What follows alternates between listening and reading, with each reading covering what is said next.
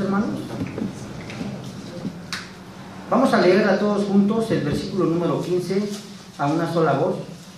Dice así la palabra del Señor: palabra fiel y digna de ser recibida por todos, que Cristo Jesús vino al mundo para salvar a los pecadores, de los cuales yo soy el primero.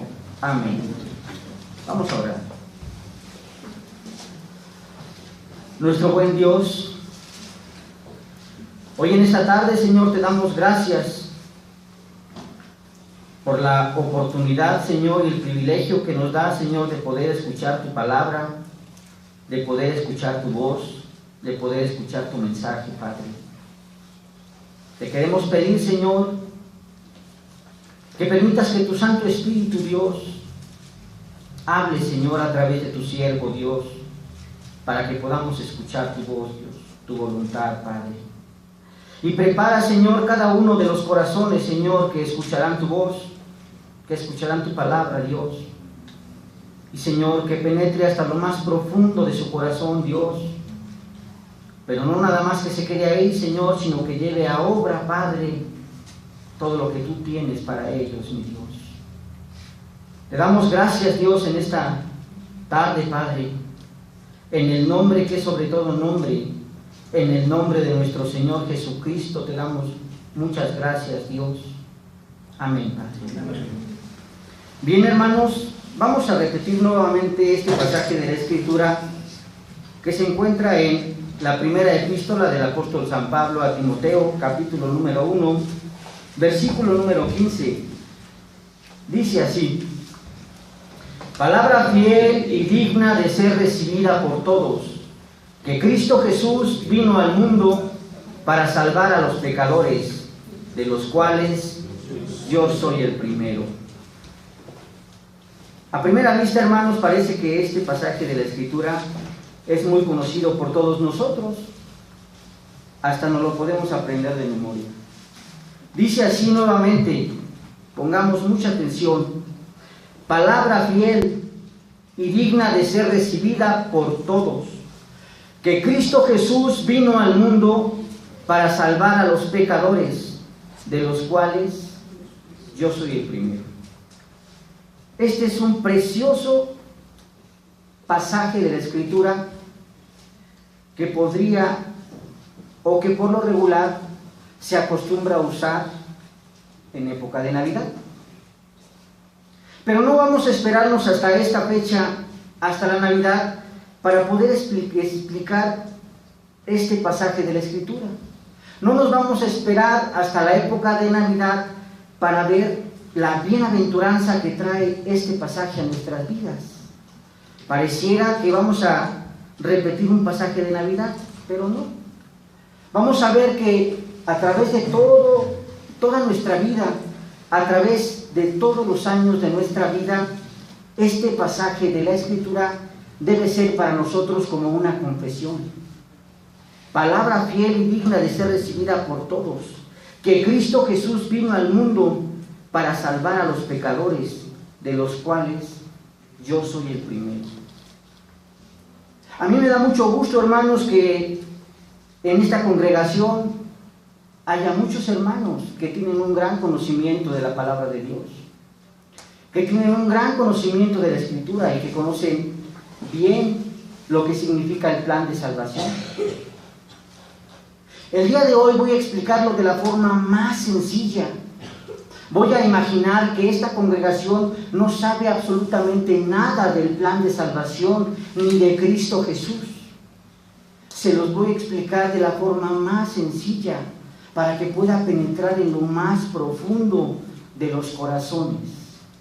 Dice la palabra del Señor, palabra fiel. Si yo quisiera hacer una interpretación de este pasaje de la Escritura, primeramente yo me tendría que ir al griego, al original del Nuevo Testamento. Y podría yo entender de una forma clara que la palabra fiel, escrita en griegos, significa pisto o logo. Eso significa la palabra fiel. Pero vamos a ver primeramente qué significa la palabra pisto. La palabra pisto significa que tiene crédito, significa verdadero, significa creíble, significa leal, honrado, verosímil. Y la palabra logos todos la conocemos. La palabra logos significa palabra. Pero al principio de la predicación yo expuse de que lo voy a hacer de una forma muy sencilla, para que todos lo podamos entender de una forma clara.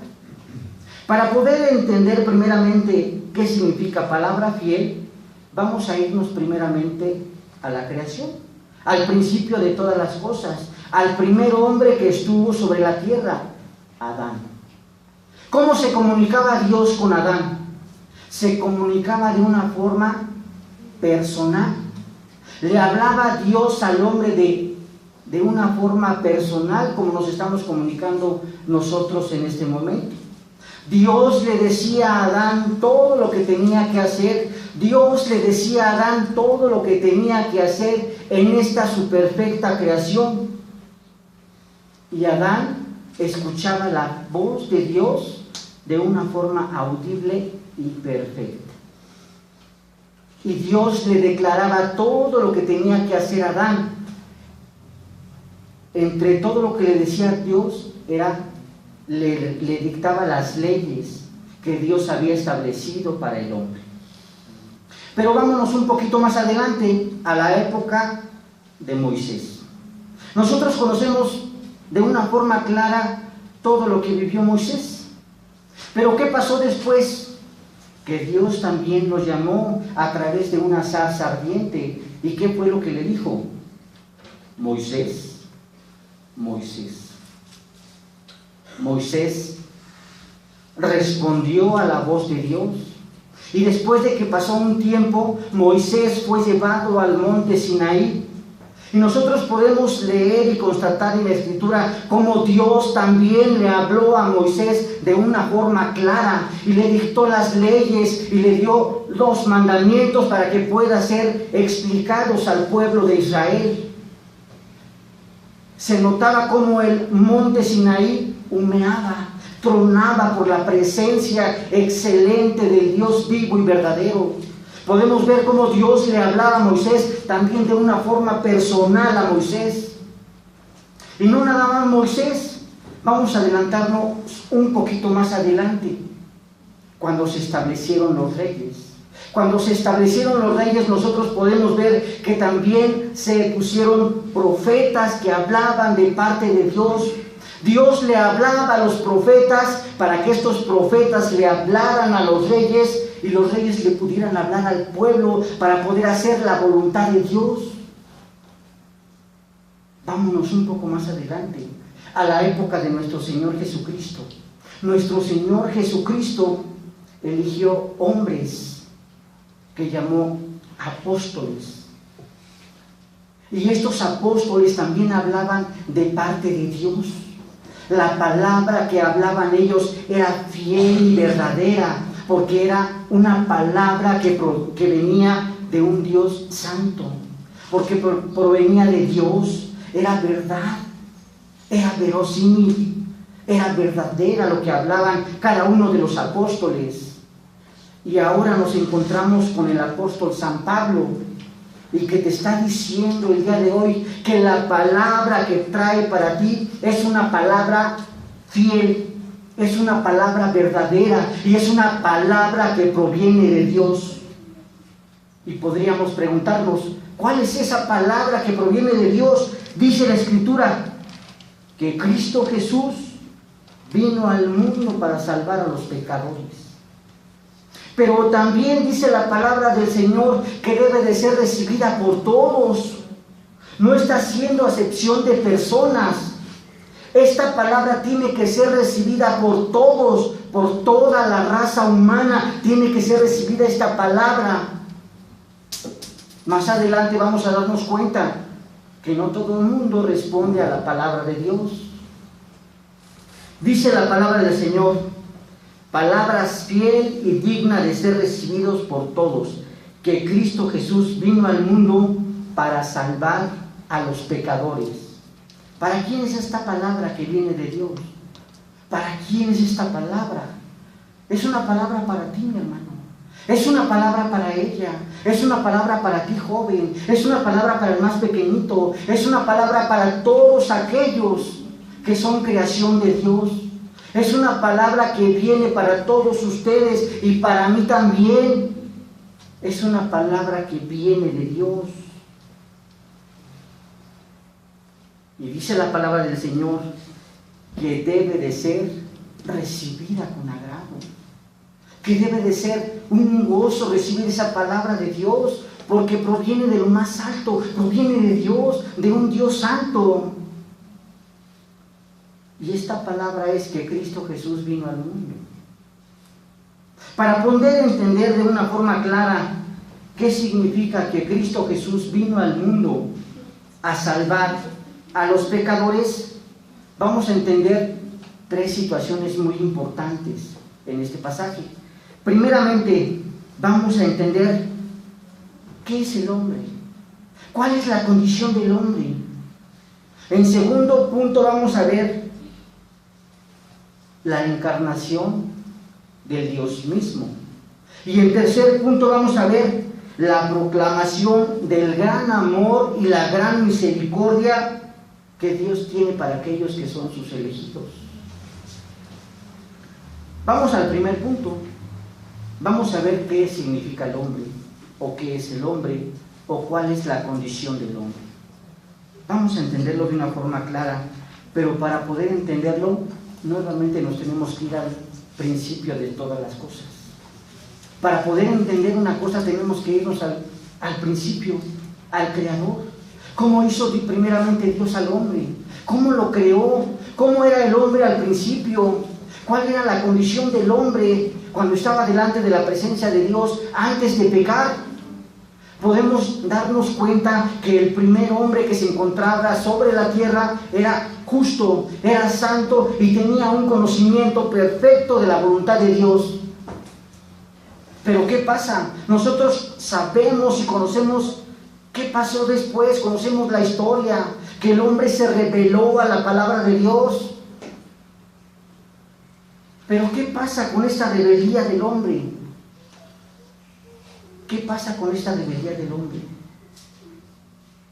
¿Nada más cayó el hombre? ¿El hombre nada más cayó?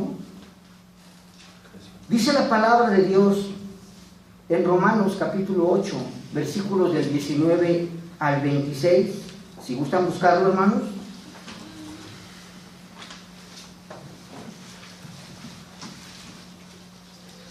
Porque el anhelo ardiente de la creación es el aguardar la manifestación de los hijos de Dios, porque la creación fue sujetada a vanidad, no por su propia voluntad, sino por causa del que la sujetó en esperanza, porque también la creación misma será libertada de la esclavitud de corrupción a la libertad gloriosa de los hijos de Dios. Porque sabemos que toda la creación gime a una y a una está con dolores de parto hasta el día de hoy. Los efectos del pecado fueron unos efectos tremendos. No nada más afectó el hombre, sino afectó completamente toda la creación. Todo lo que Dios había formado fue afectado por el pecado. Pero ese no es el punto al cual yo quiero llevarlos. Al punto al cual yo quiero llevarlos es un punto antropológico al hombre. ¿Qué es lo que pasa con el hombre? El hombre, en el momento en que peca, primeramente desobedece la ley de Dios, desobedece al Dios vivo y verdadero.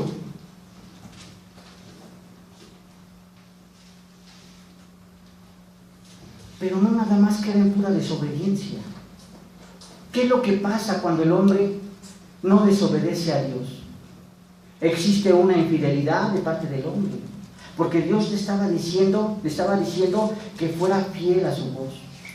Ahora existe una infidelidad de parte del hombre. También existe una ingratitud. Es ingrato Dios a todo lo que Dios le había dado al primer hombre. Ahora ya no le da gracias a Dios. Y ahora se vuelve rebelde a la voz de Dios. Ahora es completamente rebelde a la voluntad de Dios, y en vez de que el hombre obedezca a Dios, a su Creador, el hombre ahora obedece a sus propios instintos, obedece a sus propios placeres y hace lo que se le pega la gana. Pero ¿qué es lo que pasa? Que ahora esta desobediencia trae una separación entre Dios y el hombre. Ahora hay una separación. Ahora fue quitado Dios de la presencia, quitado el hombre de la presencia de Dios. Ahora ya está enemistad. Podemos verlo en Efesios capítulo 2, versículo número 12. Dice así la palabra del Señor: en aquel tiempo estaba sin Cristo, alejados de la ciudadanía de Israel y ajenos a los pactos de la promesa, sin esperanza y sin Dios en el mundo. Ahora el hombre ya se encuentra separado de Dios. El hombre ya se encuentra alejado de Dios. Pero nada más eso es lo que pasa. Vamos a ver qué es lo que más pasa. Ahora se encuentra en ira. Ahora Dios está airado con el hombre. Ahora Dios está enojado con el hombre. Dice la palabra de Dios en Efesios capítulo 2, versículo número 3, entre los cuales también todos nosotros vivíamos en otro tiempo, en los deseos de nuestra carne, haciendo la voluntad de la carne y de los pensamientos, y éramos por naturaleza hijos de ira, lo mismo que los demás. Pero ¿qué pasa? Dice la palabra de Dios que Dios le dijo al hombre: ciertamente el día que tú comieres de ese fruto, ciertamente morirás. El hombre se encontraba en ese momento en una condición de muerte. Vamos a ver qué dice Efesios capítulo 2, versículo número 5. Dice así la palabra del Señor: aún estando nosotros muertos en pecados, nos dio vida juntamente con Cristo. Por gracia ahora vamos a ser salvos. Pero dice este versículo que nosotros estábamos muertos en nuestros delitos y en nuestros pecados. Nosotros éramos hijos de ira y nosotros estábamos separados de Dios. Pero ahora, ¿qué pasa, hermanos? Que el hombre, hermanos, no tiene absolutamente nada bueno. La condición del hombre es una condición de miseria, es una condición de muerte, es una condición que está separado de la voluntad de Dios, no obedece la ley de Dios, es rebelde, es contumaz. En el hombre no hay absolutamente nada que sea bueno. Y lo podemos corroborar en el libro de Isaías, capítulo número 1, versículos del 4 al 6. Vamos a leerlo, por favor. El libro de Isaías, capítulo 1, versículos del 4 al 6. Dice así la palabra del Señor: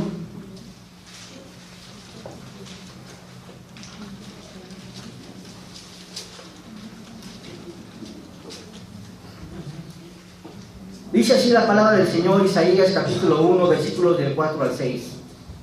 Oh gente pecadora, pueblo cargado de maldad, generación de malignos, hijos depravados, dejaron a Jehová, provocaron a ira al Santo de Israel, se volvieron atrás. ¿Por qué queréis ser castigados aún? Todavía os rebelaréis. Toda cabeza está enferma y todo corazón doliente. Desde la planta del pie hasta la cabeza no hay en él cosa sana, sino herida, hinchazón y podrida llaga. No están curadas, ni vendadas, ni suavizadas con aceite. Yo me pregunto, hermanos, ¿qué hay en el hombre de bueno que pueda ofrecerle a Dios? ¿Qué hay en el hombre de bueno que pueda ofrecerle a Dios? Absolutamente nada. Porque todo el hombre, desde la punta del pie hasta la coronilla, está en una condición de muerte. No hay nada bueno. ¿De qué nos jactamos nosotros? ¿De que somos buenos? No somos buenos delante de Dios. Somos peor que trapo de inmundicia. Somos peor que trapo de inmundicia. Eso es con relación al hombre. ¿Cómo es el hombre? Viéndolo con relación a Dios. Pero vamos a ver el siguiente punto, la encarnación del Dios mismo. Es cierto, hermanos, que el hombre se encuentra en una condición de miseria. Es cierto que el hombre se encuentra muerto en sus delitos y pecados.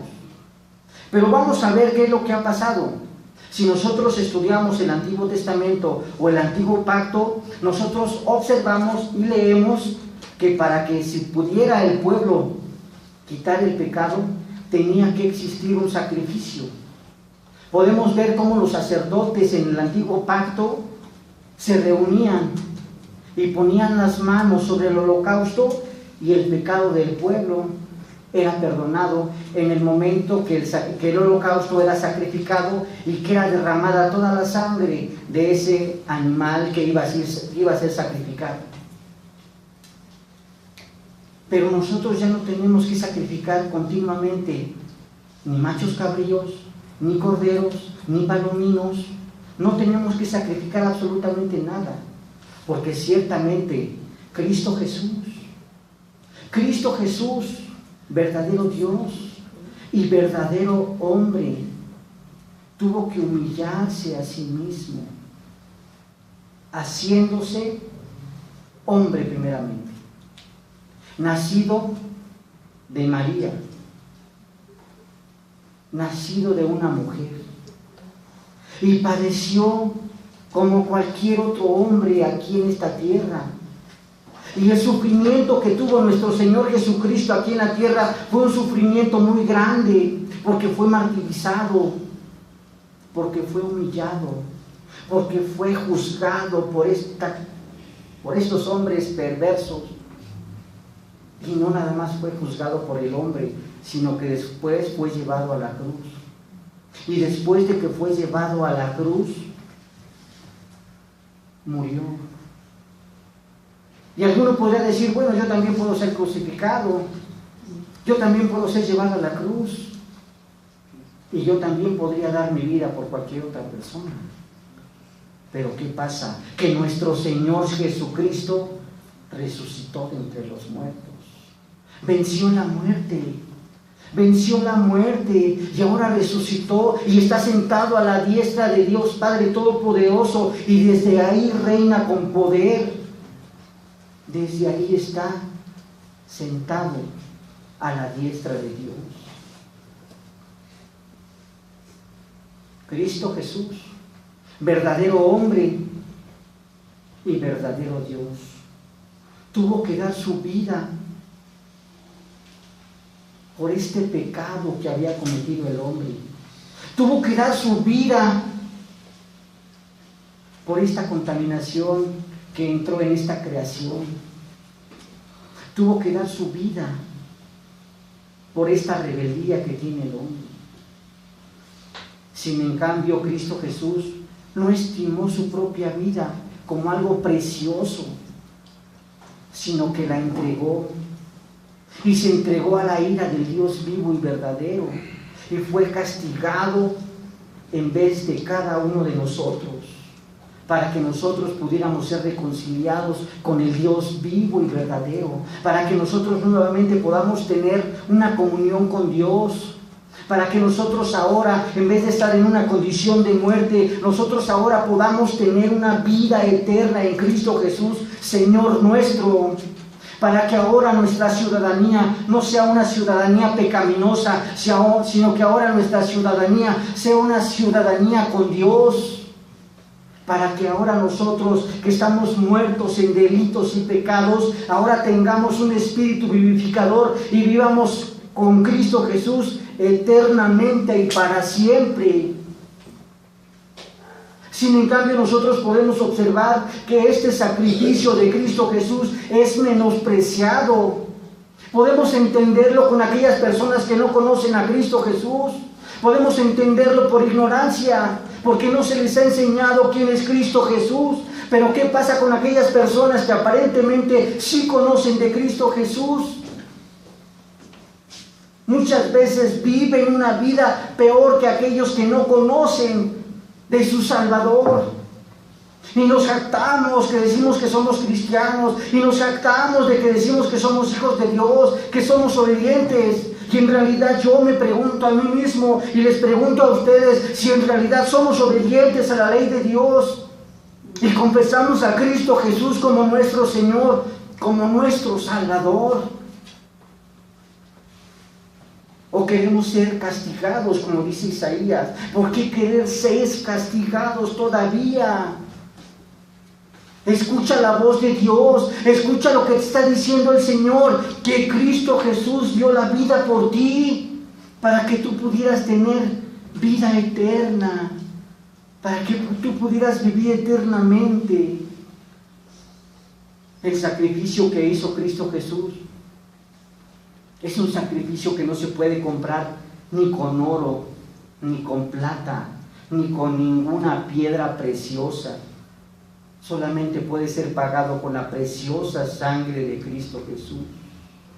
El Cordero de Dios que quitó el pecado de esta creación. El Cordero de Dios que quitó el pecado de este mundo. Ha venido para que nosotros nuevamente tengamos una comunión con Dios. Y muchas veces nosotros vemos en muchos movimientos y en muchos lugares que el término salvación nada más implica que yo confiese a Cristo Jesús. Y si es cierto, dice la palabra de Dios, que si confesares con tu boca que Jesús es el Señor y creyeres en tu corazón que Dios te levantó de los muertos, serás salvo. Pero nada más se refiere ese pasaje a una simple confesión audible. ¿A eso se refiere nada más ese pasaje? No. Lo que hace nuestro Señor es que te va a salvar. ¿Pero qué significa salvar? Salvar significa regenerar, salvar significa restaurar, salvar significa redireccionar. Te vuelve otra vez a dar una nueva dirección. Si tú ibas directamente hacia el infierno o hacia una vida eterna en muerte, Dios te da una vuelta de 180 grados y en vez de que vayas a esa dirección, ahora vas a una dirección en Cristo Jesús para una vida eterna. Si tú tenías un cuerpo completamente pecaminoso, ahora Dios te restaura, te regenera. Ahora Dios te va a dar un corazón nuevo, un corazón de carne, un corazón que va a ser obediente a la voz de Dios, a la voz de tu Salvador. Eso implica salvación, no nada más decir, sí creo en Cristo Jesús, como en muchos movimientos se desarrolla y se enseña. La salvación es una salvación tan grande, así como el pecado fue un pecado que destruyó toda la creación, la salvación también salva completamente toda la creación, no nada más al hombre. También la salvación va a salvar esta creación, porque el anhelo ardiente de la creación es esperar la salvación de los hijos de Dios. El tercer punto, hermanos, la proclamación de la gran misericordia para sus elegidos. Vamos a ver, hermanos, ciertamente que nuestro Señor Jesucristo vino al mundo, pero vamos a entender bien claro este punto. ¿Qué dice la palabra de Dios en el libro del Evangelio según San Juan, capítulo número 3, versículo número 16? Todos no lo sabemos, hermanos. Porque de tal manera amó Dios al mundo que ha dado a su Hijo unigénito, para que todo aquel que en Él cree no se pierda, mas tenga vida eterna. A primera vista, pareciera que este pasaje habla acerca de toda la raza humana, aparentemente, pero nosotros estamos completamente maravillados con la soberanía de Dios. Nosotros estamos maravillados con la predestinación de Dios, que desde el principio Dios, a nosotros que hemos sido elegidos para poder reconocer el sacrificio de Cristo Jesús, nos ha elegido desde antes que nosotros naciéramos, desde antes que se formara esta creación. Dios ya nos conocía y Dios ya sabía que nosotros íbamos a creer en Cristo Jesús. sabía que nosotros íbamos a confesar con nuestro corazón que Cristo Jesús es nuestro Señor y nuestro Salvador. Entonces, hermanos, esta bendición, esta bienaventuranza, ¿para quién es, hermanos? Ciertamente es para su creación, pero hablando como hombres es para aquellos que han sido elegidos. Y nosotros somos privilegiados, hermanos, porque somos escogidos por Dios, porque Dios nos ha escogido para salvación, para vida eterna. Y cuando yo estoy hablando acerca de vida eterna, no estoy hablando desde el punto de vista arminiano, que vas a salvarte un año y después caes, y después otros 2 años y caes. No, eterna es 10 años, 50 años, 100 años, eternamente es tu salvación. La salvación no la vas a perder nunca, absolutamente nunca. Nada te separará del amor de Dios en Cristo Jesús, ni lo alto, ni lo profundo, nada te puede separar del amor de Dios en Cristo Jesús. Es una salvación que Dios te está ofreciendo y que solamente aquellos que Dios ha predestinado son aquellos que la pueden abrazar, aquellos que se pueden aferrar a esas promesas, aquellos que creen en Cristo Jesús. Pero el pasaje de la Escritura también dice, hermanos, palabra fiel y digna de ser recibida por todos, que Cristo Jesús vino al mundo para salvar a los pecadores, de los cuales yo soy el primero. Aquí podemos notar claramente cómo el apóstol San Pablo está diciendo que primeramente él es el principal de los pecadores. Y si nosotros podemos analizar la Escritura, podemos ver cómo el apóstol San Pablo, antes de que nuestro Señor Jesucristo lo llamara, era tremendo, porque perseguía a la iglesia del Señor, porque perseguía a los cristianos, porque los agarraba y los llevaba y los encerraba en catacumbas, los encerraba en prisiones. Y no nada más los encerraba, sino los aventaba a los estadios para que fueran muertos. El apóstol San Pablo lo que hacía era tratar de destruir la iglesia del Señor. Pero cuando el Señor, que tuvo misericordia del apóstol San Pablo, lo trajo. Y el apóstol San Pablo dice, de los cuales yo soy el primero, yo soy el pecador. En mí no hay absolutamente nada bueno, y lo que soy, lo soy porque Dios ha tenido misericordia de mí y Dios me ha llamado a su luz admirable. Y la pregunta del día de hoy, hermanos, ¿qué hay en nosotros, hermanos? Bueno, absolutamente nada. Y si hay algo bueno en nosotros es por la gracia de Dios, porque Dios nos lo ha dado. Pero examinémonos cómo ha sido nuestra vida antes de que nuestro Señor Jesucristo nos trajera a una reconciliación con Él. Como dice Isaías, todos estábamos completamente podridos, todos éramos peor que trapo de inmundicia. No había en el hombre absolutamente nada bueno. Pero ahora, por gracia y por su misericordia, es que somos lo que somos. Y no debemos de jactarnos, hermanos, de que somos buenos, sino decir, de todos los pecadores, el primero soy yo. El primero soy yo. Reconoce primeramente cuál es tu condición y cuál es mi condición delante de Dios, tanto ahorita como antes de haber sido regenerado. Por gracia sois salvos, hermanos. Para concluir, hermanos, así como en la época de los apóstoles, nosotros podemos ver que en la época de los apóstoles hubo una confesión que se llamó el credo de los apóstoles y era pronunciada por la comunidad cristiana y todos lo sabían. que ahora estas palabras que el apóstol San Pablo te está diciendo que provienen de Dios, que sea algo que se pueda decir de una forma común entre todos los cristianos de este tiempo. Dice así, que palabra fiel y digna de ser recibida por todos, que Cristo Jesús vino al mundo para salvar a los pecadores, de los cuales yo soy el primero. Vamos a orar, hermanos. Señor, te damos gracias, Padre, porque reconocemos cuál es nuestra condición delante de ti, Padre. Porque reconocemos, Dios, que tú has dado tu preciosa sangre, diste tu vida, Señor, para que nosotros pudiéramos tener vida, Padre. Estamos agradecidos, Dios, de que tú nos hayas elegido, Señor, desde antes de la fundación del mundo, Señor,